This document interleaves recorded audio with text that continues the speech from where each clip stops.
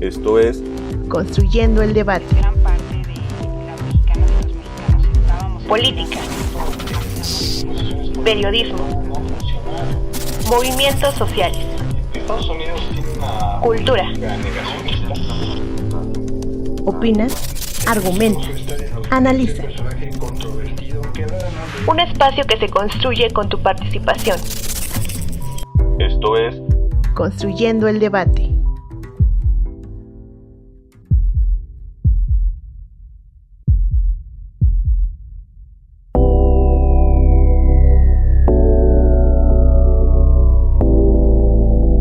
El 8 de septiembre se celebra a nivel internacional el Día del Periodista, fecha elegida para rendir homenaje al periodista checo Julius Fučík, quien fue ejecutado por los nazis en 1943.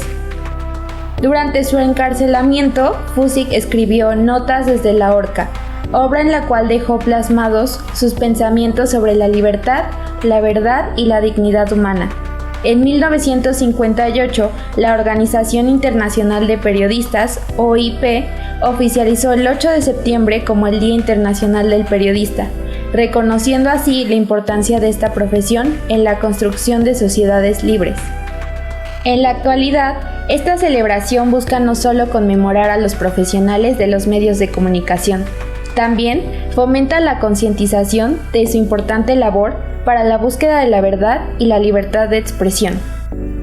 Debido a que el trabajo periodístico sigue siendo de alto riesgo en muchos lugares del mundo, incluido México, en donde no solo tenemos una larga lista de periodistas asesinados, sino que además se tiene a la fecha más de 30 periodistas desaparecidos, las cifras nos demuestran que la profesión enfrenta una creciente amenaza, no solo a nivel nacional, sino también global. En el 2023 se registraron 99 asesinatos de periodistas, lo que representó un aumento del 44% en comparación con 2022, y lo convirtió en el año más mortal para la prensa desde 2015. Por otra parte, para 2024, según cifras del Comité para la Protección de Periodistas, se registraron al menos 44 homicidios de periodistas alrededor del mundo. En Gaza y Ucrania, por ejemplo, la situación para los periodistas se ha vuelto cada vez más difícil y evidente. Sin embargo, en nuestra región se presenta una situación igual.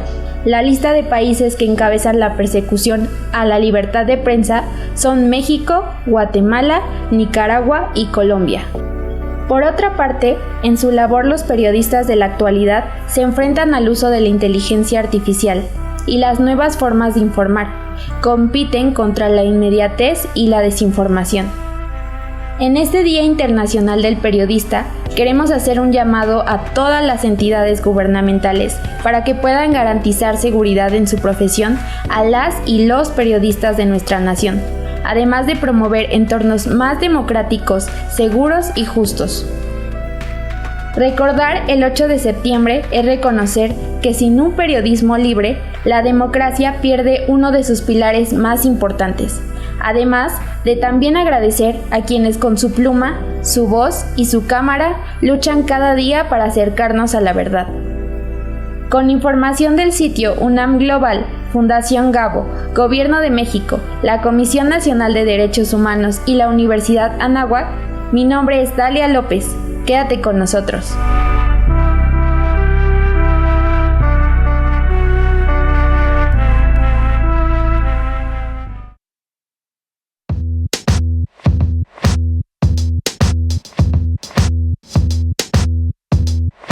Muy buenas noches, les saluda Sofía Gamboa. Esto es Construyendo el Debate, podcast de la Facultad de Ciencias Políticas y Sociales de la UNAM, que podrán escuchar todos los lunes en punto de las 8 de la noche. Les recuerdo que nos pueden seguir a través de Facebook e Instagram y hacernos llegar sus preguntas, comentarios y sugerencias de los temas que quieren que abordemos en este espacio. En Facebook nos encuentran como Construyendo el Debate y en Instagram como Construyendo-Debate. Si nos están escuchando a través de redes sociales, recuerden que pueden encontrar este podcast en el canal de YouTube de Construyendo el Debate, así como en Spotify y Apple Podcast. No olviden escucharnos, suscribirse y darle like. En el episodio de esta noche estaremos hablando sobre la práctica periodística, vocación y desafíos al día de hoy. Para ello nos acompaña la profesora Irina Vázquez, quien es doctorante en comunicación en la Universidad Iberoamericana. Se desempeña como profesora de asignatura en nuestra facultad, adscrita al Centro de Estudios en Ciencias de la Comunicación. De 2014 a 2021 fue coordinadora ejecutiva de la Asociación Mundial de Radios Comunitarias, Capítulo México. Ha sido reportera, conductora y productora de distintos espacios radiofónicos en medios públicos y comunitarios. Actualmente colabora en Radio Educación y dirige la única radio comunitaria concesionada en la Ciudad de México, frecuencia 106.9 FM. Muy buenas noches. Hola Sofía, ¿cómo estás? Un gusto estar en este espacio. Bueno, para comenzar con esta plática me gustaría preguntarle qué competencias y valores considera fundamentales que adquiera un periodista durante su formación universitaria. Es una preguntaza, porque la UNAM en su acorde con su objetivo de formar a profesionales profundamente vinculados con la realidad de México, pues todo el tiempo tenemos que estarnos preguntando qué tipo de periodistas estamos formando, qué características tendrían que tener, qué valores o pues qué referentes éticos. Sin duda, coincido que es una pregunta fundamental para nuestra comunidad. Ahora, ¿que es fácil la respuesta? Pues no es fácil. Como nada en el mundo de lo social es sencillo, tampoco esta pregunta es fácil de resolver. Yo te diría que estamos en un momento, al menos en el contexto mexicano, de muchos cambios a nivel político, sin duda, a nivel cultural, pero además tenemos el impacto de las tecnologías, que es un tema que a ustedes, los jóvenes, les interesa mucho. ¿Qué pasa con la inteligencia artificial? ¿Qué pasa con los medios tradicionales de comunicación y con el periodismo que se suele hacer, ¿no?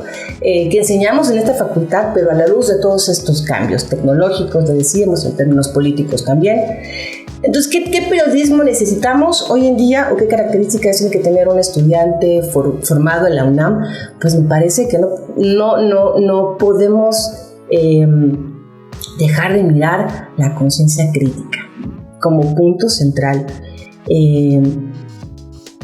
Ubicarnos en este ecosistema de medios, a ver, ¿qué está pasando en los medios de comunicación hoy en día?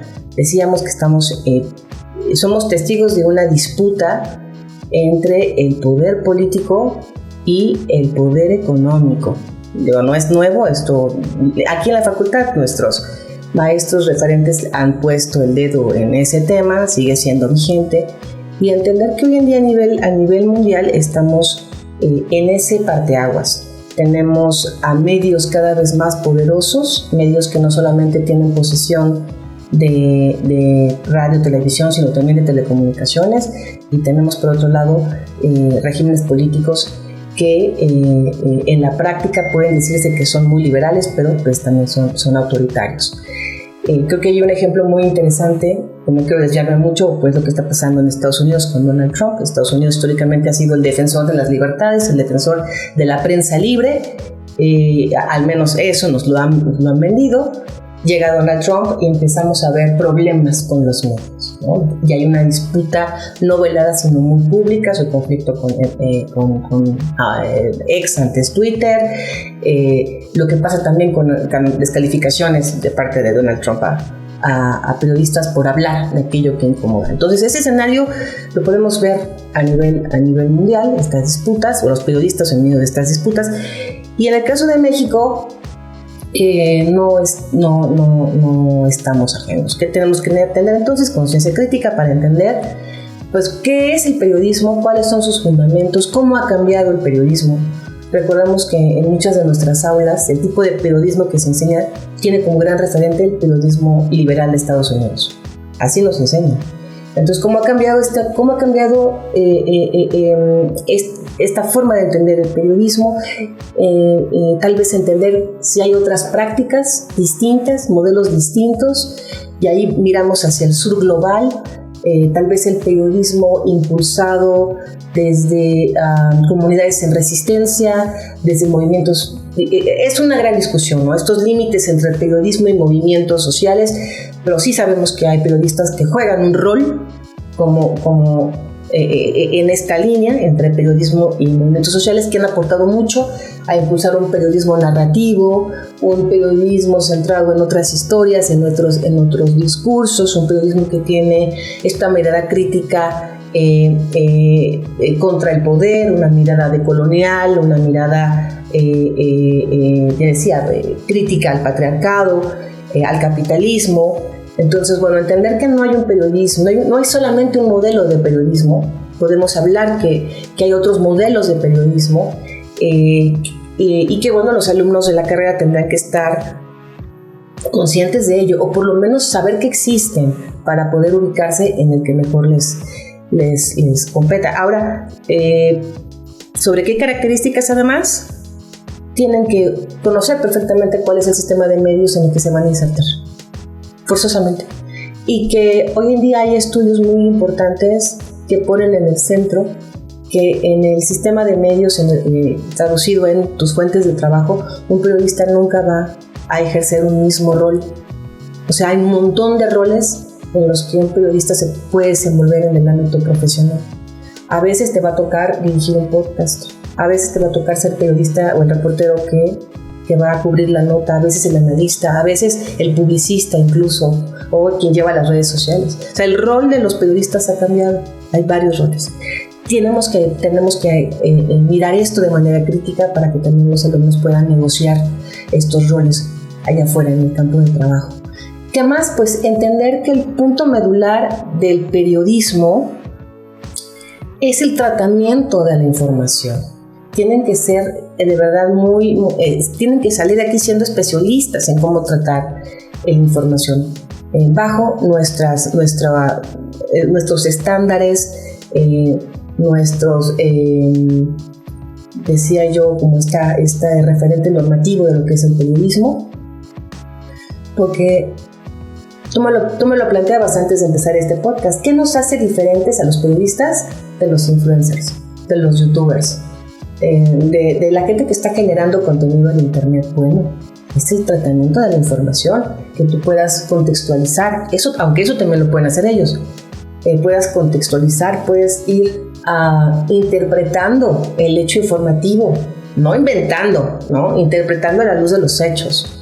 Investigando, ya lo decíamos. Entonces, ¿qué nos va a diferenciar del resto de los generadores de contenido? Pues es el abordaje periodístico. ¿Para qué? Para cambiar la realidad social. Y eso lo tendríamos que tener muy claro. O sea, tal vez a un youtuber no le interesa eso, transformar o cambiar el mundo allá afuera. Para los periodistas eso tendría que ser algo central. Yo le agradezco mucho esta respuesta porque creo que arroja mucha luz sobre lo que entendemos por ser periodista en la actualidad, ¿no? Nos marca un contexto de lo que estamos viviendo. Y hablando de contexto, desde su perspectiva, ¿cuáles son los principales desafíos que enfrentan los periodistas frente al auge de las plataformas digitales, como ya adelantaba, y las redes sociales? Pues uno es que si el periodismo escrito ha tenido que adaptarse a estas nuevas plataformas digitales. En mi caso, que soy más bien una apasionada de la radio entró, de todos los medios tradicionales, tardó bastante en entrar al nuevo ecosistema mediático. Los retos, pues, es que ahora hay que tener más habilidades para poder ejercer tu trabajo. No solamente que sepas escribir bien, ¿no? Esa es una habilidad, que puedas, te decía, visibilizar cómo se mueven las cartas, adelantarte tal vez al hecho noticioso para poder imaginar el contexto de manera más compleja. O sea, no quedarnos con lo inmediato, tal vez hacer análisis más profundos de qué está pasando y cómo se están moviendo las cartas para poder entender la noticia en un sentido más amplio y poder explicarlo a las personas. En cuanto a los retos, pues es que sería muy apocalíptica en decir que si no estamos en internet, me refiero a las y los periodistas, el periodismo va a morir, como se decía de la radio, la televisión, que no es así. tanto la radio como la televisión se han adaptado a este nuevo ecosistema de medios, ¿no? Donde ahora pues hay que cruzar lenguajes, hay que cruzar lo escrito con el texto, con la foto, con los videos, con el audio, con videos, con otras narrativas, exacto. El periodismo está inmerso en ese escenario, por ejemplo, radiofónico, televisivo, el periodismo en prensa. Ahora hay que cruzar lenguajes con estos otros lenguajes, y yo creo que se fortalecen. Yo no creo que sea una debilidad, al contrario, es una fortaleza, porque entonces tu texto en papel se puede nutrir, ya lo decías, con una foto, con una imagen, con tal vez las respuestas en tiempo real de las personas, con esta retroalimentación, con esta feedback que le llaman, ¿no? Te puedes retroalimentarte en ese momento, y eso al contrario de debilitarnos nos fortalece. Ahora, ¿eso implica que el profesional de la comunicación tiene que tener más herramientas? Sí. Es como con la IA, que hay, bueno, hay un escenario donde están los optimistas y los escépticos, ¿no? Los escépticos dirían es que la IA viene a acabar con empleos, que es real, además es real, empleos y que ya está ocurriendo en el campo, ciertas labores que puede resolverte un algoritmo y ya no necesitas una persona. Bueno, eso es real, pero pues también la IA puede ser un aliado para poder mejorar tu trabajo periodístico, ¿no? Pero para poder manejar la IA tienes que entender la IA. Claro. O sea, cómo funciona, cómo poder construir un buen prompt, cómo entender que no toda la información que te arroja la inteligencia artificial es cierta, que hay un sesgo, entender cómo funcionan los algoritmos, que hay un sesgo en términos de quién programa la IA, ¿no? No todo está en la IA, entonces hay que mirarlo de manera crítica. Una vez más regresamos a la mirada crítica. Sobre IA, por lo tanto, para poder usarla hay que saber cómo hacerlo, y hay que mirarla críticamente, entender que también es un negocio, que está inscrita en quiénes son los propietarios de la IA a nivel mundial, las grandes hegemonías, Estados Unidos, China, hay una disputa entre ambos países, entender que hay discursos monotecnológicos que atraviesan las IAs. O sea, no solamente es mirar la herramienta que tenemos a la mano, sino también, desde mi perspectiva, alineados con esta mirada crítica que tendrá que impulsar la UNAM y reflexionar también sobre qué hay detrás. Así como durante los años, la década de los 70s y 80s, desde la facultad se miraba en cuáles eran los nexos políticos, económicos detrás de los medios, de la misma forma hoy la invitación es a mirar estas relaciones de poder que están detrás de quienes ostentan la tecnología. No solamente ya hablo de Facebook, Twitter, Instagram, que esas herramientas hoy en día son utilizadas por periodistas para difundir su trabajo, es real. Que es una herramienta exitosa, es real. Que tendremos que, como profesores, motivar a que los alumnos exploren esta posibilidad, también es real. Pero no hay que dejarlo de hacer, desde mi perspectiva, con esta mirada crítica. Qué importante lo que nos está comentando, porque nos habla también de la especialización, sí, de los entornos digitales, pero también de uno como profesionista del periodismo. Y con esta idea me gustaría que escucháramos nuestra cápsula en el librero en un pequeño corte y regresamos. En el librero. Cápsula con la información y reseña de las últimas publicaciones de la Facultad de Ciencias Políticas y Sociales de la UNAM.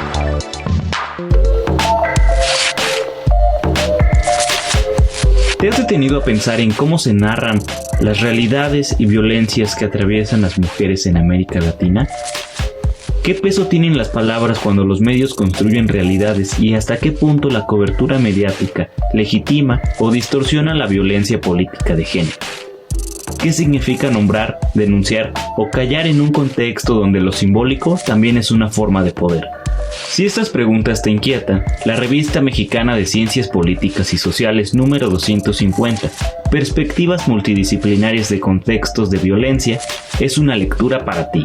En esta edición de la revista encontramos varios artículos, notas de investigación y reseñas, además de un dossier que funciona como extensión del texto, enriqueciendo la lectura y proporcionando nuevas perspectivas. En el inicio de la revista nos encontramos con un apartado llamado Acercamientos teórico-conceptuales a la violencia en América Latina, coordinado por Judith Boxer, donde se explica acerca de la diversidad de acercamientos sociológicos que pretenden dar cuenta a la complejidad del fenómeno violencia, profundizando en el por qué es y ha sido durante mucho tiempo un continente propenso a dicho fenómeno.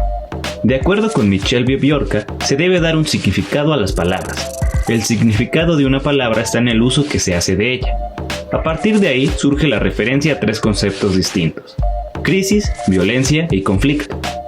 Conceptos en los cuales se profundiza más en su propio apartado ubicado en el dossier.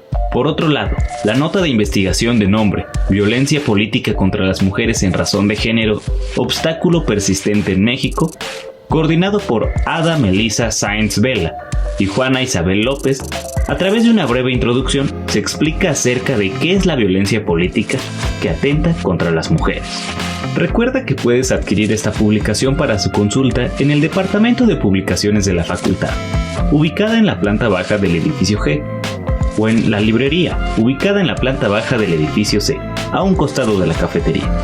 O también puedes escribir al correo electrónico suscripciones@políticas.unam.mx para mayores informaciones sobre esta y otras publicaciones de tu interés. Mi nombre es Ernesto Castillo. Hasta la próxima.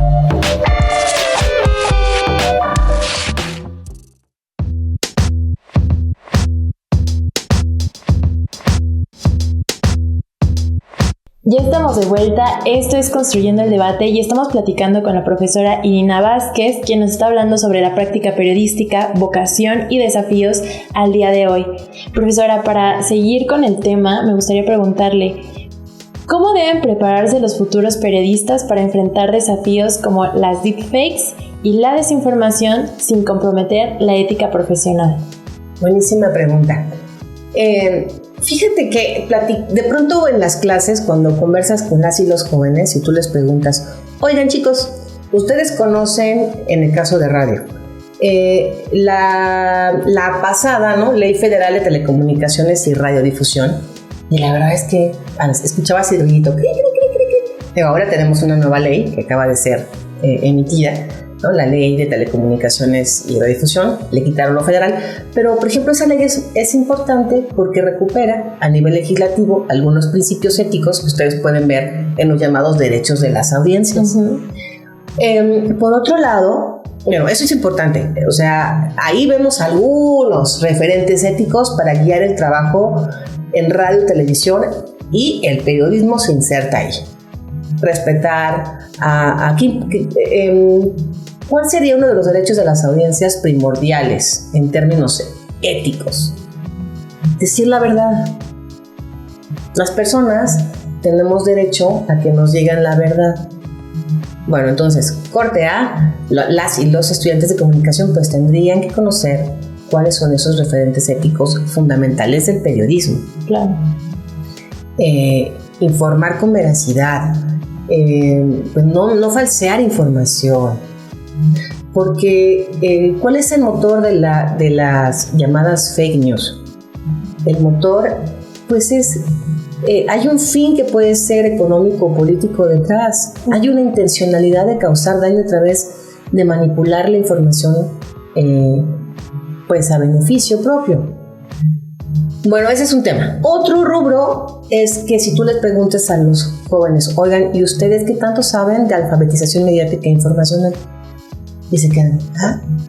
O sea, ¿cómo tú estás preparado para identificar qué es una noticia falsa y qué es una noticia que está verificada periodísticamente? O sea, ¿conoces cuáles son los criterios? ¿La gente los conoce? Más allá de los jóvenes periodistas o estudiantes de comunicación, ¿la gente los conoce?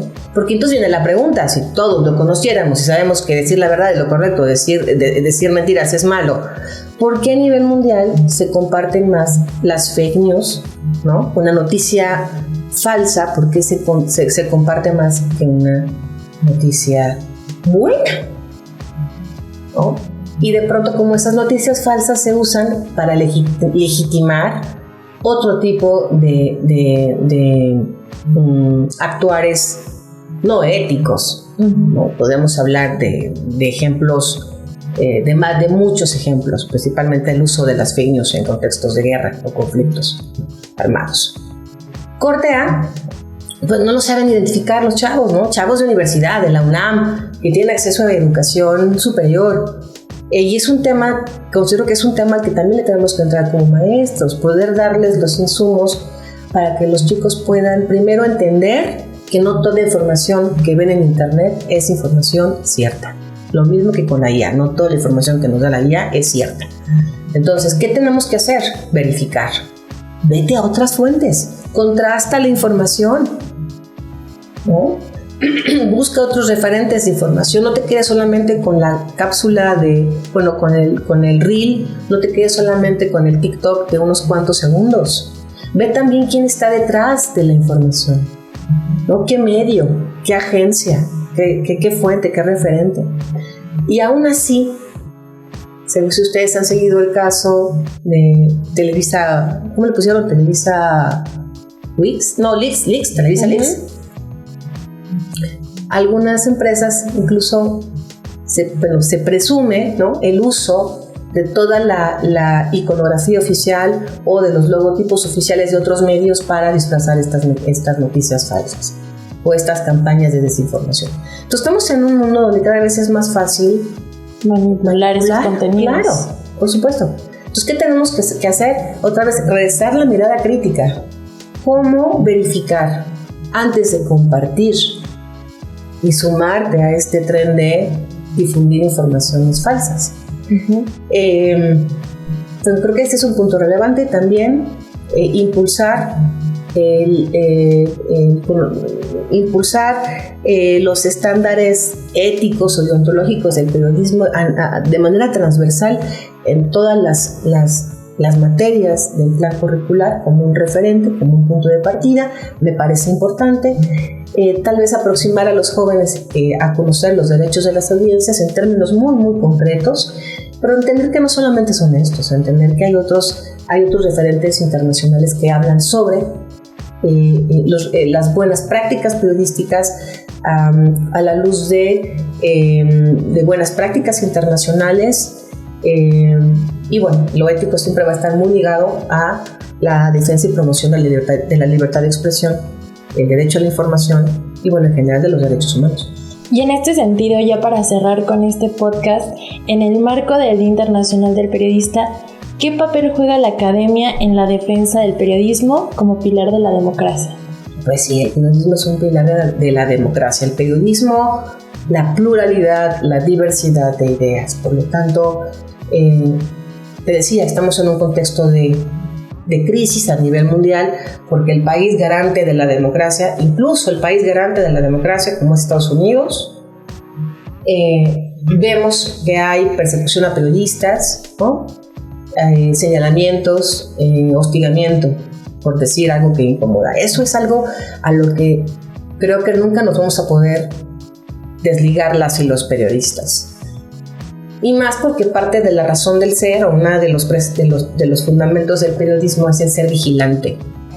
Claro. Dentro del periodismo, con esta mirada positivista y siguiendo el modelo de periodismo de Estados Unidos, sería el watchdog, el periodista vigilante. Uh-huh. Y eso asusta, eso puede afectar intereses económicos, políticos. Tenemos que estar preparados y preparadas para cubrir justamente la información de manera responsable, tener conciencia también de los escenarios, de los contextos. El crimen y la corrupción siguen siendo dos de los factores que más ponen en riesgo el ejercicio periodístico, la violación sistemática de los derechos humanos. Sin embargo, hay algo que hace que a pesar de estos escenarios hostiles, siga habiendo gente dispuesta a dar la vida por el periodismo. Como maestros, pues ¿qué nos toca? Me parece que es enseñar, sí, referentes teóricos, pero no los podemos desligar de la práctica, porque de pronto tendemos mucho a irnos con la teoría, pero tenemos que poner los pies en la tierra y desde mi perspectiva es como reflexionar de manera conjunta con las y los alumnos de cuál sea la situación real del periodismo. Estamos en un momento donde hablábamos en los debates, como debates importantes que hay que seguir mirando. Bueno, entender que hay sistemas de medios que son liberales, decimos en el caso de Estados Unidos, donde lo que predomina es el libre mercado. Hay otros contextos donde pues, en el modelo liberal estadounidense, para dar un ejemplo como muy práctico, como tan de sencillo, ahí el comercio o lo económico es lo bueno y el Estado es lo malo. El Estado no debe de meterse. Hay otros modelos, y algunos ideales autoritarios, donde lo que predomina es el poder político y los malos son los empresarios. Hay que entender esas dinámicas de poder. Hay modelos híbridos, ¿no? Donde, claro, podemos, como en el caso mexicano, que es un modelo híbrido lo que tenemos, hablando del sistema de medios. Estamos en un momento donde tenemos libertad de medios de comunicación, pero también tenemos un sistema político que quiere disputarle el poder ya, como decirle a los grandes grupos hegemónicos de los medios, pues mira, ya no estamos tan desigual, ahora vamos a equilibrar las fuerzas. Tenemos que explicarles a nuestros alumnos eso, ¿no? ¿En qué momento estás? Ahora, ¿cuáles son los riesgos? Pues a ver, ahora hay que por citar solo un ejemplo, durante mucho tiempo estuvimos hablando de medios no oficialistas, de los medios públicos como medios no oficialistas. Bueno, ahora en este nuevo escenario, con una nueva reconfiguración, hay que seguir hablando de la importancia de los medios públicos no oficialistas para poder construir democracia, ¿no? Por dar un ejemplo. Claro. Pero bueno, no hay que dejar de mirar eso, hay que informarnos, decir la verdad, entender que nuestro actuar como periodistas está muy ligado a la defensa del derecho a la libre expresión, el derecho a la comunicación, que estos dos derechos son fundamentales para la construcción de lo público, para la construcción de sociedad. Sin información no podemos acceder a derechos, ni a derecho a la educación, ni a derecho a la salud, ni a derecho al trabajo, ni a derecho a vivir libres de violencia en el caso de las mujeres. Entonces, a diferencia de otros ejercicios profesionales, nosotros estamos pues justamente trabajando con un derecho base que es primordial y fundamental para la vida democrática, decíamos, la información. Maestrina, yo le agradezco mucho que haya estado en Construyendo el Debate hablando de la labor periodística. Creo que ha sido un podcast muy interesante para nuestra comunidad estudiantil, pero también para nuestra audiencia en general. Y espero poder compartir este espacio de nueva cuenta con usted. Encantada, Sofía. Espero no haber sonado muy solemne. La idea es que también hay que romper un poco esta idea del maestro todopoderoso, el que lo sabe todo, y los alumnos pues que son entes ahí pasivos que nada más escuchan. Esto no es cierto, claro que no. Entonces la idea siempre es como entender que la producción de conocimiento se hace a la par, ¿no? En igualdad de condiciones. Muchas gracias a ustedes también por escucharnos. Recuerden que nos pueden seguir vía Facebook como Construyendo el Debate e Instagram como Construyendo_Debate, y que pueden escuchar los episodios pasados en nuestro canal de YouTube, en Spotify y Apple Podcast. Si les gustó este episodio, regálenos un like, compártanos con sus amigas y amigos y no olviden dejarnos un comentario. Este podcast es producido por la Coordinación de Extensión Universitaria de la Facultad de Ciencias Políticas y Sociales a cargo del Dr. Antonio Sierra García. En la producción, el maestro Carlos Correa. Edición y ensamble, Sofía Gamboa. Asistente de producción, Mariel Cabello. En la cápsula informativa, Talia Fabián. Diseño e imagen, Ángel Alemán y Sofía Gamboa. Se despide de ustedes Sofía Gamboa. Muy buenas noches.